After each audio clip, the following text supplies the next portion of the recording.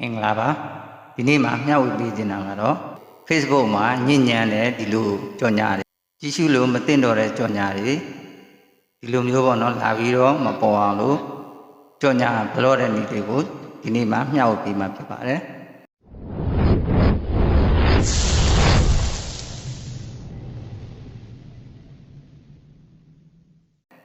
ဒီနည်းပညာလေးကိုစတင်ဖို့အတွက်မိတ်ဆွေတွေရဲ့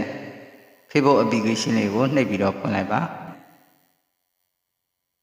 Facebook ကိုကျွန်တော်တို့ဖွင့်ပြီးသွားပြီဆိုလို့ရှိရင်တော့ကျွန်တော်ဒီမြင်းချောင်း၃ချောင်းတဲ့နေရာလေးကိုတစ်ချက်နှိပ်ပါပြီးရင်တော့ဒီ setting ကိုတစ်ချက်နှိပ်လိုက်ပါပြီးရင်တော့ဒီအောက်နာက AD preferences ဆိုတဲ့နေရာလေးကိုတစ်ချက်နှိပ်ပါ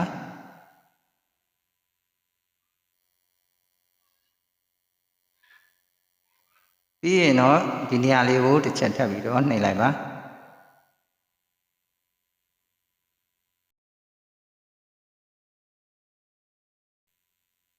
ပြီးရင်တော့ဒီနေရာလေးကိုတစ်ချက်နှိပ်လိုက်ပါ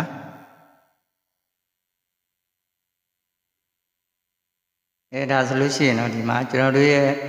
Facebook timeline မှာလာပြီးတော့ပေါ်နေတဲ့ကြော်ညာတွေကိုဒီနေရာမှာတွေ့ရမှာဖြစ်ပါတယ်ပြီးရင်တော့ကျွန်တော်တို့ဒီထဲမှာရှိတဲ့ကြော်ညာတွေကိုကျွန်တော်တို့ရဲ့ Facebook timeline မှာလာမပေါ်အောင်လို့ကျွန်တော်တို့ကကြော်ညာ block မှာဖြစ်တဲ့အတွက်ဒီနေရာလေးကိုတစ်ချက်နှိပ်ပါ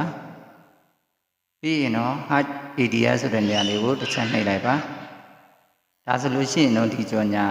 24နာရီပြည့်ပြီးတာနဲ့ကျွန်တော်တို့ရဲ့ Facebook timeline မှာလာပြီးတော့ပေါ်တော့မှာမဟုတ်ပါဘူး24နာရီအတော်တွင်းမှာတော့ကျွန်တော်တို့ရဲ့ Facebook timeline မှာ